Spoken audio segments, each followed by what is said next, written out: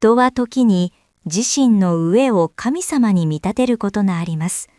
これは冷たい石にぬくもりを求めたある教室の静かな記録、国語対話、始まります。美味しそうに見えるけど絶対に食べられない。そんな残酷な希望が道端に転がっているとしたら、放課後の雑談ラジオ国語対話へようこそ。のっけからタンタロスの攻めくれを想起させる実に見事な導入であります。どうも、文学は心の栄養 MC です。事実は小説よりきなり、しかしロジックは絶対なり、猫です。さて、今回は戸森しる子先生のおにぎり石の伝説を取り上げます。教科書でおなじみもあのお話ですよ。ほう、いわゆる定番教材ですね。牧歌的なタイトルの裏で現代社会の断絶を描く手腕、界隈がざわつきますよ。もうまた難しく考える。そんな猫さんのために今回も私がイメージイラストを描いてきました。じゃーん、タイトルは無垢ない食卓です。これは網膜があまりの純粋さに焼かれる。見てください、この子供たちの曇りのない瞳、そして輝くおにぎり石。これこそがこの世界のあるべき姿なんですよ。直視できない。その狂気的なまでのイノセンスはもはやアール・ブリュットの極致。逆に現実の空虚が浮き彫りになっておる。あはは、そんなに感動してくれるなんて嬉しいです。で、猫さんはこの可愛い伝説をどう超解釈しちゃうんですか？単刀直入に定義しましょう。この物語は絶望と食欲が生んだ集団幻覚のアーティファクト、すなわち認知のバグを描いたサイコホラーであります。わあ、相変わらず夢がない。でも集団幻覚って響きちょっと気になりますね。ただの石ころをごちそうと誤認させるシステム、そこに隠された生存戦略を今日は徹底的にデバッグしますぞ。お手柔らかにお願いしますね。それではその不思議な伝説の正体、実際にページをめくって確かめに行きましょう。では早速物語の全貌、あらすじを見ていきましょう。了解です。学校という閉鎖空間で発生した事象のログ、解析を開始します。事の始まりは小学校の裏庭でした。一人のクラスメートが砂利の中から三角形の石を拾ってこうつぶやくんです。この石、なんだかおにぎりみたい。それが全ての元凶。いわゆるペイシェントゼロというわけですか。実にさりげない。そうなんです。その一言から持っていると幸せになれるという噂が爆発的に広まって、クラス中が石探しに熱中しちゃうんです。すべすべした手触りの小さな石、みんな必死です。初期衝動、あるいはブームのハネムーン期ですね。集団心理が形成されるプロセスとして教科書的な挙動だ。でも次第に雲行きが怪しくなります。石の綺麗さでカーストができたり、奪い合いのバトルになったり、主人公のマク君はそんなギスギスした空気にモヤモヤし始めます。協力プレイから対人戦への移行、資源の枯渇が招く見流しい競争社会の縮図ですな。さらに他のクラスには秘密という暗黙のルールまでできちゃうんです。自分たちだけの宝物にしようって完全に周りが見えなくなっちゃって。情報統制による市場価値の維持、まさに閉鎖証券の形成、カルト的な連帯感を感じます。そこでマク君は塾の友達で他校の一星君に自慢するんですが、一星君の反応はまさかの鼻で笑われちゃうんです。外部観測者の介入、胃の中のカエルに客観的現実が突き刺さる瞬間ですね。痛快だ。でも翌日、一星君の家に招かれたマク君は驚愕します。なんと庭一面におにぎり石の大群が敷き詰められていたんです。実はそれただの造園用の砂利だったんですよ。まさかの供給過多ということは希少価値の大暴落確定じゃないですか。マク君は気づくんです。僕たちはゴミを奪い合っていたのかって。でもそれをそのまま伝えたらクラスのみんなのプライドがズタズタになっちゃいますよね。なるほど。事実を突きつけるだけでは暴動が起きる。高度な政治的判断が求められる局面です。そこで2人は一芝居打ちます。クラスのみんなを庭に呼んで、一星君があえてこれただの石だよって冷めた態度で演じるんです。あえて外部の人間に価値を否定させる見事な鎮火プロトコルの実装だ。作詞ですね。作戦は大成功。山のような石を見たみんなは、あ、なんだ、ただの石かって熱が冷めて一気に平和が戻りました。市場崩壊による強制損切り。しかしそれによって秩序は回復したと。二人で最後はハイタッチ。確かに僕たち何かに取りつかれていたのかもしれない。これで僕たちのおにぎり石伝説は終了。一件落着ってわけだ。と締めくくられます。つきものが落ちたようなラスト。まさに集団ヒステリーの解除コードが入力されてミッションコンプリートですね。というわけで、ただの石ころをめぐる大騒動でした。でも猫さん、これって単なるお子供の遊びで済ませていいんでしょうか？続いてはもっと深い視点で掘り下げていきますよ。さて、物語のあらすじを把握したところで、ここからは現実の視点でこの伝説を冷徹に解剖していきましょうか。ようやく私のターン、すなわちデバッグ作業の時間ですな。感動の涙で曇ったレンズを拭き、物理とロジックのメスを入れましょはい。大人の事情、経済の論理、そして衛生観念。全部ひっくるめてチェックしますよ。ところで、私気になります。う。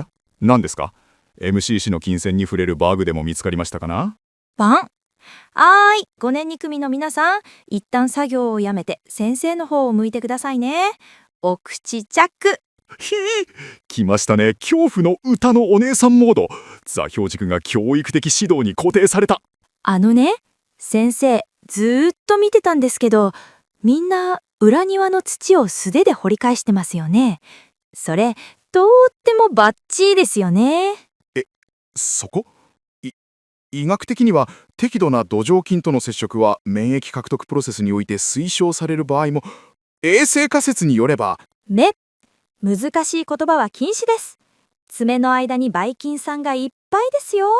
しかもその泥だらけの石をポッケに入れたり、甘つさえおにぎりだって頬ずりしたり、お腹痛くなっちゃいますよ。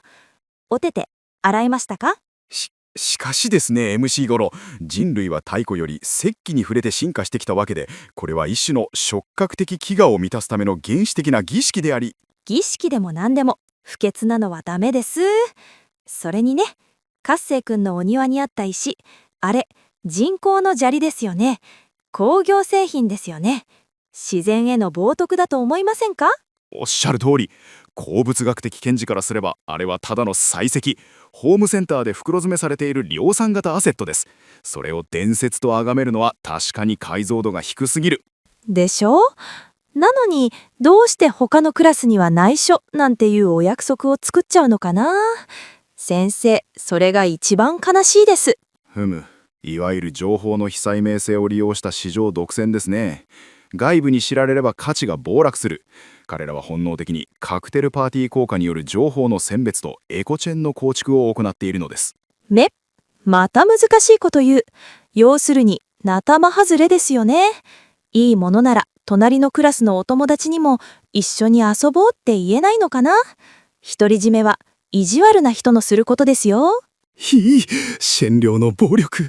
しかし MCC、 これは市況性こそが価値の源泉なのです。分配すればインフレで全員が損をする。それが資本主義の冷徹なゲーム理論でして。お友達と遊ぶのに損とか得とかありません。みんなで仲良く遊べないなら、先生、小学校の砂利を全部コンクリートで埋めちゃいますからね。いいですね。全面舗装？物理的な環境リセット。それはあまりにも管理社会的ディストピア。52のエコシステムが死滅しますぞ。それから最後に一番許せないことがあります。誠さんと一星くん、あなたたちこそこそとお芝居の練習をしてクラスのみんなを騙しましたね。お待ちください。あれはソフトランディングのための高度な政治的判断です。真実をそのまま伝えればクラスのプライドは崩壊し、暴動が起きていた。彼らは秩序を守るための必要悪を演じたのです。嘘つきは泥棒の始まりですよ。みんなのためといえばお友達を騙してもいいんですか？それはお約束違反です。倫理学的には功利主義の観点から擁護可能ですが、カント的な提言命令の前では無力。正直にごめんね、これただの石だったんだって言えばいいんです。それで怒られたり恥をかいたりするのも勉強です。小細工でコントロールしようなんて10年早いですよ。耳が痛い。確かに彼らのやり方は大人の汚いポジティクスを先取りしすぎていますな。子供らしくないといえばその通りであります。はい、よくできました。つい熱血指導が入ってしまいました。失礼しました。温度差で風邪をひきそうだ。今の MC 氏の支配力、まさにクラスの裏ボス、いや特級呪物クラスの圧力でしたよ。何のことですか？私はただみんなに正しく物語を楽しんでほしかっただけですよ。さて、お説教の後は教科書の裏側に隠されたもっと深い秘密のお話です。まだ続くのですか？了解しました。精神統一して次へ進みましょう。さて、ここからはおにぎり石の伝説がなぜ教科書という名の聖典に選ばれたのか、その裏コードを読み解いていきましょう。来ましたね、教育指導要領の闇。著者の友利シルコ氏は現代児童文学において日常の裂け目を描く名手ですが、この採用には文部科学省の深遠なる意図を感じざるを得ません。普通に想像力の大切さとか友情を学ぶためじゃないんですか？もっと怖い理由があるの？なん MC だの。それは表向きの建前です。この物語のターゲット層である小学中学年は発達心理学的に9歳の壁やギャングエイジと呼ばれる思考のパラダイムシフト期にあたります。パラダイムシフト？つまり子供から大人になる準備期間ってことですか？その通り。ジャン・ピアジェの認知発達理論で言えば具体的操作機への移行プロセスです。それまでサントさんはいると信じていた魔法の世界が冷徹な物理法則と論理に侵食され始める。その残酷な目覚めをこの石ころを使ってシミュレーションさせているのです。ひどい。夢を見させてあげればいいのに、わざわざ教科書で現実を見ろって突きつけるんですか？これはいわば心のワクチンなのです。ゴンギツネのような死のトラウマではなく、この物語が与えるのは期待外れという名の微量の毒。がっかりの毒？なんだかすごく現代的な厳しさですね。そうです。現代社会は努力しても報われない、すごいと思ったものが偽物だったという構造的な虚無に満ちています。10歳の脳に物語は現実を変えられないというニヒリズムをおにぎり型の意志を通じて穏やかにすり込む。これぞこっからまでの英才教育。やめてください。私そんな悲しい意図で読書感想文を書きたくなかったです。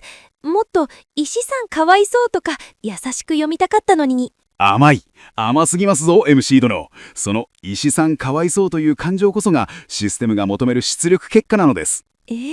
私のこの尊い気持ちも計算通りってことですか？エグザクトリー。何も言わない無機物に対して勝手に物語を見出し、勝手に共感して涙を流す。この高度な行間を読む能力こそ日本社会を生き抜くための必須スキル。つまりおにぎり石は私たちの空気を読む力を試すための踏み絵だったってこと？ご面倒。あれは石の形をしたリトマス試験紙なのです。事実を見るか情緒を見るか、教室という閉鎖機関でその適正テストが行われているのですよ。なんだか教室の黒板が監視カメラに見えてきました。でもそうやって私たちは大人になっていくんですね。絶望する必要はありません。その空気を知っているからこそ我々は虚構という名の推しを愛せるのですから。解釈としては実にエモいシステム設計だと思いませんか？猫さんの言い方は相変わらず理屈っぽいですけど、悔しいけどちょっと納得しちゃいました。このお話、思ったより特級呪物並みに深いですね。MC 殿からその用語が出るとは、ようやくこちらの界隈のレゾリューションに近づいてきましたかな？伊達に毎日台本読んでませんからね。さて、そんな深い意図が隠されていたなんて当時の小学生は知るようもなかったでしょうけど。知らぬが仏、あるいはシュレディンガーの猫。箱を開けるまでは石は宝石だったのです。では、そんな箱を開けちゃった大人たちの感想も気になりますよね。続いては現代の私たちがどう感じているのか、もっと自由に話していきましょう。さて皆さん、窓の外を見てください。そろそろ放課後のチャイムが鳴りそうな夕暮れの時間ですよ。ふむ、学びの時間が終わり、解釈という名の自由研究が始まる時刻ですね。今日の講義、脳のストレージには収まりましたかな？もうストレージとか言わない。でも改めて考えると不思議ですよね。このおにぎり石の伝説が出版されたのって確か2019年頃でしょ？ええ、まさに平成が終わり令和が始まった激動の年であります。そして人類が初めてブラックホールの撮影に成功した年でもある。あとあれも流行りましたよね。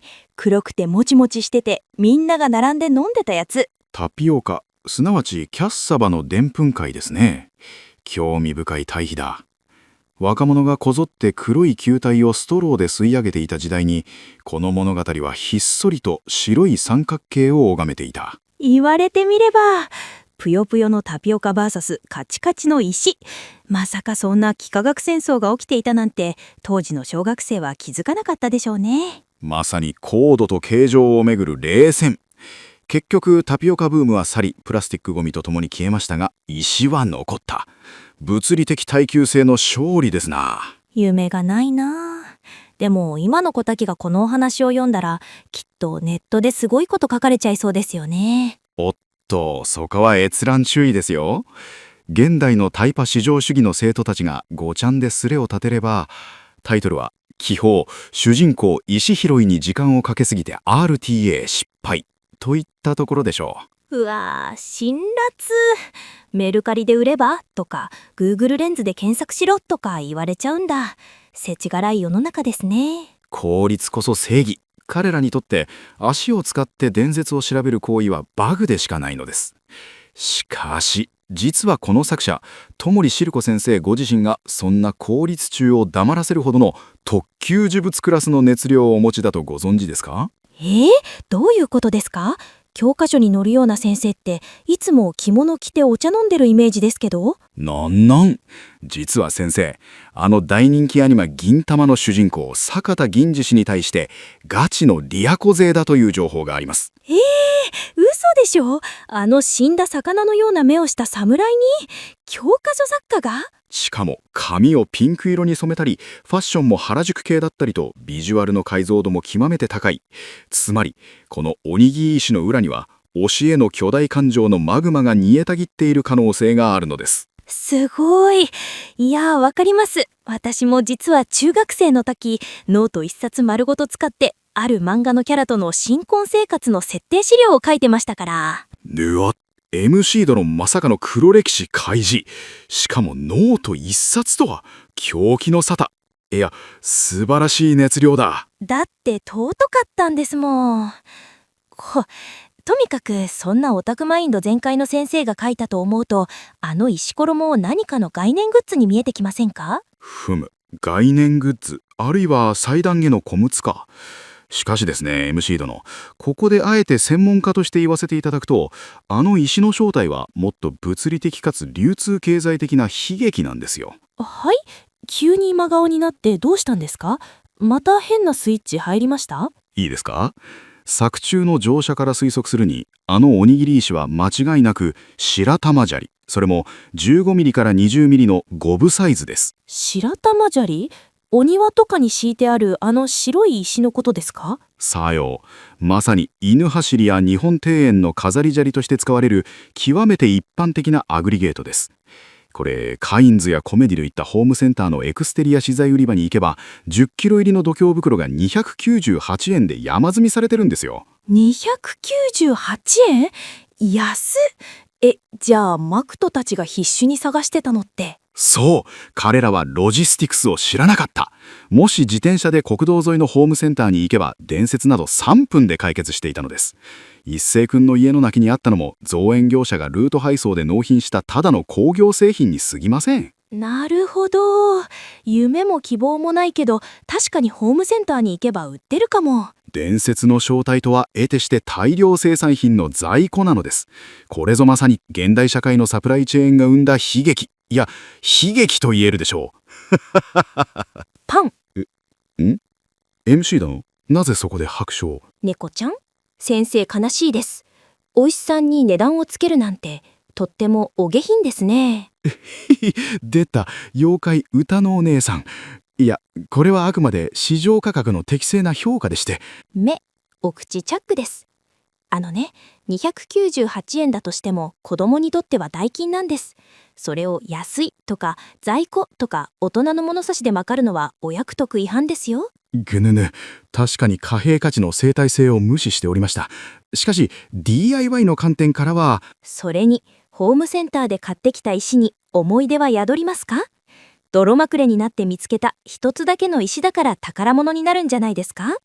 DIY オタクもいいですけど、心の施工不良起きてませんか？心の施工不良、パワーワードすぎる。乾杯です。私の精神的基礎工事がガタガタでした。はい、わかればよろしい。つい教育的指導が入っちゃいましたね。てへ。てへっじゃないですよ。寿命が3年ほど縮まりました。これぞまさに理屈を超えた圧。ははさて、そろそろお別れの時間です。タピオカも白玉砂利も思いがあれば全部伝説になれるってことですね。強引なまとめですが、まあ解釈としてはありとしましょう。次回もまたこの放課後の教室で新たなロアを解析しましょうか。はい、それでは皆さんまた次の放課後にお会いしましょう。お相手は MC と猫でお送りしました。にゃん。